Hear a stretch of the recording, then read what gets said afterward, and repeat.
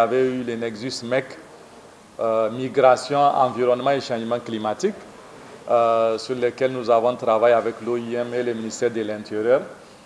Donc aujourd'hui, nous avons lancé une communauté de pratiques pour l'Afrique francophone qui va essentiellement parler sur l'interrelation entre les changements climatiques et la santé. Ceux qui suivent l'actualité de la COP, l'année dernière, pour la première fois, il y avait une journée dédiée à la santé lors de la COP 28 sur le climat. Donc cette journée dédiée à la santé avait pour objectif de faire le lien, l'interrelation sur les questions de changement climatique avec le secteur de la santé. Et Dieu merci, déjà au Niger, nous avons dans notre plan national d'adaptation, le PNA, qui est subdivisé sur les 7 secteurs les plus impactés par les changements climatiques dans le secteur de la santé. Nous avons fait, ou le Niger plutôt, a élaboré un plan d'adaptation du secteur de la santé qu'on appelle un PNA sectoriel. Donc c'est l'ensemble des PNA de 7 secteurs clés assez vulnérables au Niger qui constituent le plan national d'adaptation. Et donc quand on prend le plan national d'adaptation du secteur de la santé, il a été clairement démontré que le secteur de la santé fait partie des secteurs les plus vulnérables par rapport au changement climatique et qu'il y a nécessité d'agir. Mais aujourd'hui, quand on parle de santé et climat, ça fait référence directement à quoi? Nous pensons aux maladies climato-sensibles. C'est la première des choses. Les gens voient directement la question des maladies climato-sensibles, paludisme, méningite, les maladies pulmonaires, respiratoires, les maladies liées à la pollution et autres. Mais de l'autre côté, l'un des points qui semble négligé, c'est la notion de la population, la notion de la croissance démographique. Il y avait eu même un projet Suède, je pense, sur les questions du dividende démographique. Je ne sais pas s'il y en a qui ont couvert cet élément, mais quand on parle du dividende démographique, on sait très bien pour profiter, parce que le dividende, c'est un bonus. Comment un pays peut profiter de du bonus, du dividende démographique?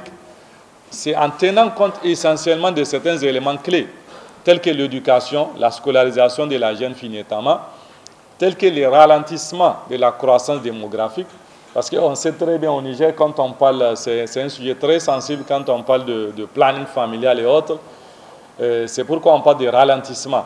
On ne parle pas de limitation des naissances, mais on parle de contrôle, de maîtrise. C'est cela aussi la croissance. Mais aujourd'hui, pourquoi cet élément pourquoi les changements climatiques ont un impact sur le secteur de la santé? Donc c'est important de savoir qu'il y a beaucoup de travaux qui ont été développés dans ce sens pour montrer. Déjà, c'est simple. Quand on est nombreux, on aura besoin de plus de ressources. Et aujourd'hui, la plupart des ressources dont nous dépendons sont impactées directement par les changements climatiques. Alors, si on continue à être plus nombreux et que les ressources continuent à se réduire, alors quelles seront les conséquences?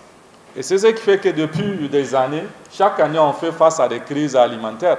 On fait face à une insécurité alimentaire, entre autres. Donc, alors, comment maîtriser cela pour qu'on puisse, en plus des impacts du changement climatique, faire en sorte que notre croissance démographique ne renforce pas notre vulnérabilité et met en ayant les efforts de développement qui sont en cours. Donc, une note politique en matière donc, de santé et climat.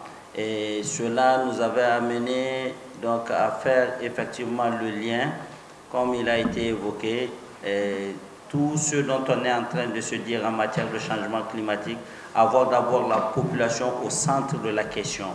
Parce que c'est de cela qu'il s'agit. On parle changement climatique, on parle diminution des ressources, tout ce qui s'ensuit, mais sans pour autant évoquer la population. Cette croissance, alors que chacun, en ce qui le concerne, si nous devrons prendre chacun à son échelle, aujourd'hui, que ce soit, par exemple, je prends l'exemple du champ du grand-père, par exemple, qui est la première ressource pour un communautaire de chez nous, au vu des successions des générations, vous allez voir qu'on procède progressivement à une diminution de cette ressource parce que de génération en génération, elle est morcelée au vu de la loi de succession.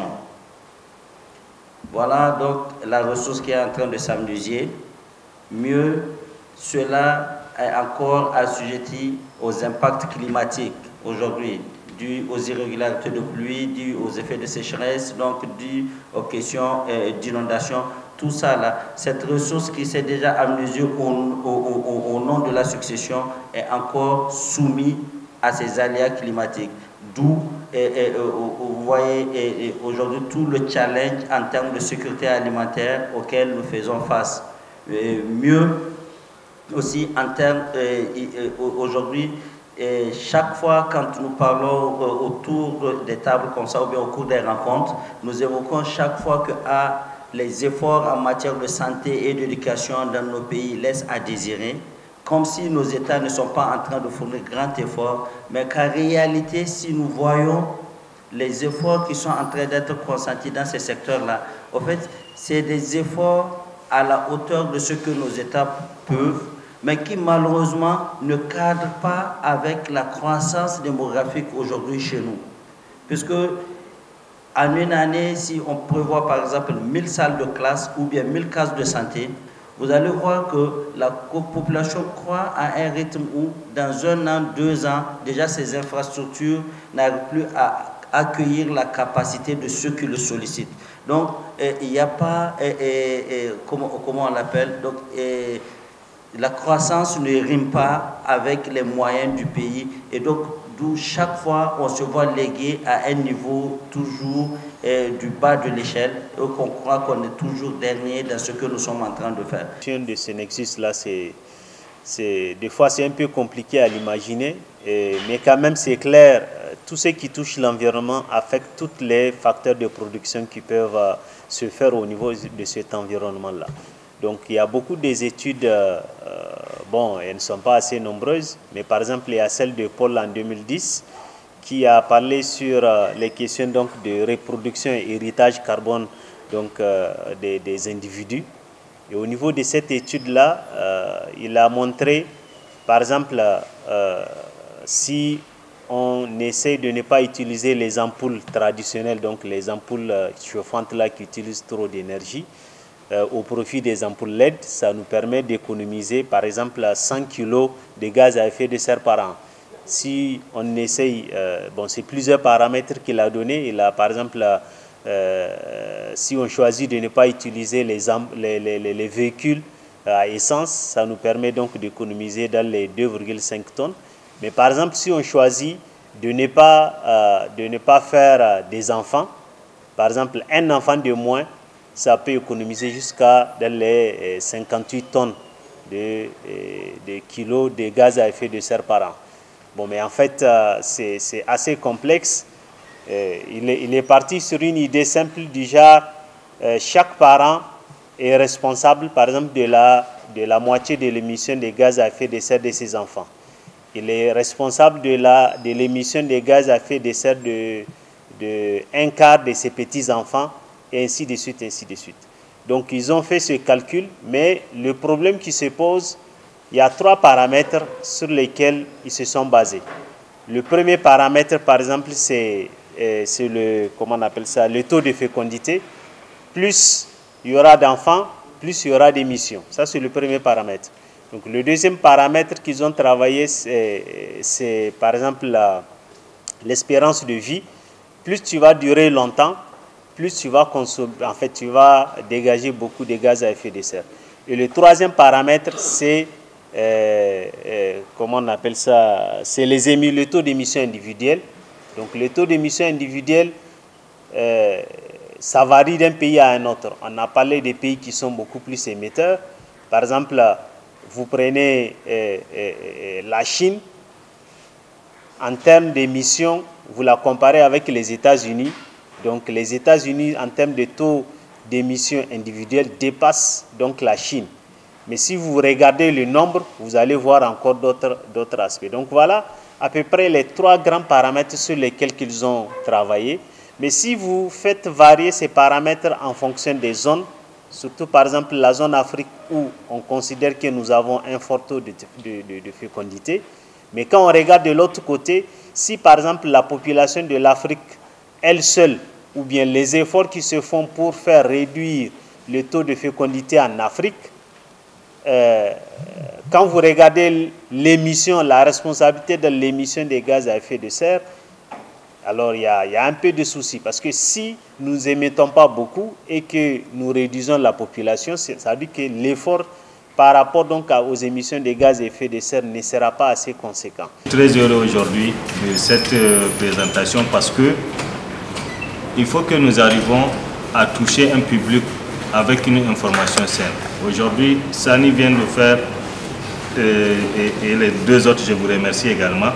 Parce que beaucoup de gens n'ont pas bien compris aujourd'hui cette interrelation qu'il y a entre le climat et la population. Et merci à docteur pour les chiffres que vous avez donnés.